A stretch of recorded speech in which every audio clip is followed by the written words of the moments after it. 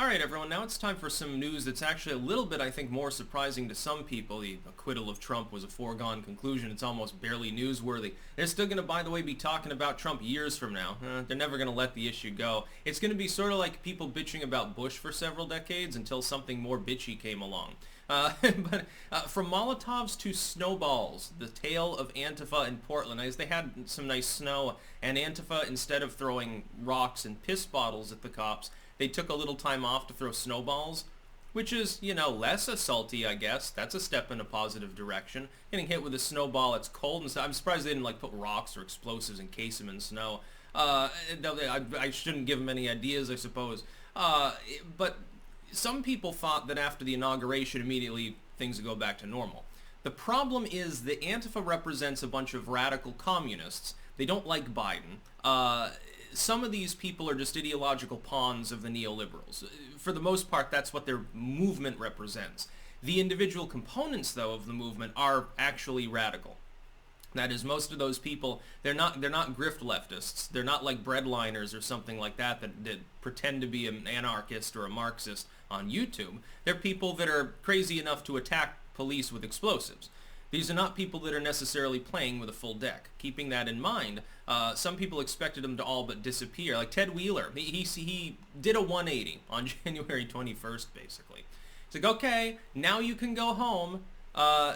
He's trying to go out and have his expensive dinners. This has happened twice to him, and he gets accosted by BLM or Antifa members that are shouting at him for not fully defunding the police, shouting that he's a murderer and a fascist enabler and stuff like that. And he got sucker punched actually the second time. And the dude sits there and whines on Twitter about it. Well, what we're seeing here is a disgrace. Yeah, but you had absolutely no problem whatsoever with chunks of Portland being all but burned to the ground.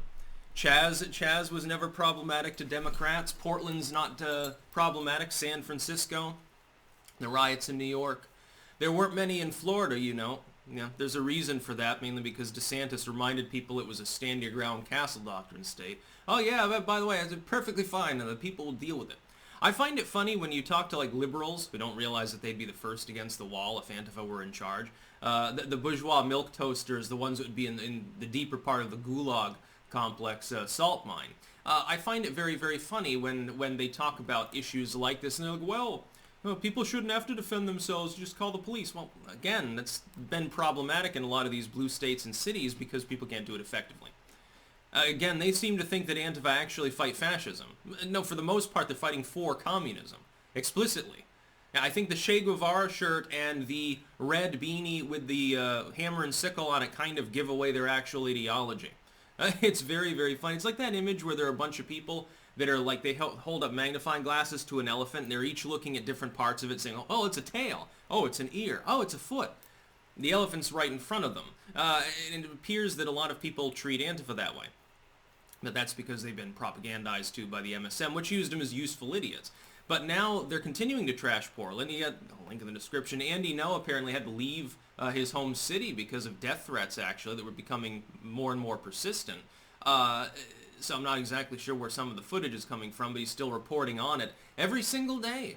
Ongoing riots. We're talking about hundreds or thousands of people most nights in Portland. They smashed up an emergency care center, like a place that does COVID testing and shit like that. So is that bioterrorism? I would think that you're breaking into this little scientific outlet that might not be fully sanitized. There could be test strips and stuff with fucking COVID on them. And you're breaking in for largely unknown reasons. They burned their own Starbucks to the ground. Notice how they went after the Starbucks that wasn't in the upscale white suburban neighborhood. They went after the one in the middle of the downtown. They're just smashing everything in their wake, and nothing largely is being done about it. Ted Wheeler just whines about it. I wish you would go home. You're being so violent. You never called them out last year. They were already rioting for months and months in the wake of that dude dying of a fentanyl overdose, or Jacob Blake attacking the cops with a knife and getting shot in the back and paralyzed for life. They decided to riot, and it's not just them, and BLM's involved. They've largely quieted down, you notice. But Antifa's not. It's not like they weren't rioting in Portland sporadically anyway. Dude, I remember fucking seeing riot footage from Portland back when I first got on YouTube. I don't even know that it was the 2010s at the time. Very, very interesting. But yeah, they've given up the Molotovs in favor of Snowballs for a little while. At least Snowballs don't burn buildings down. That's about all. Peace out.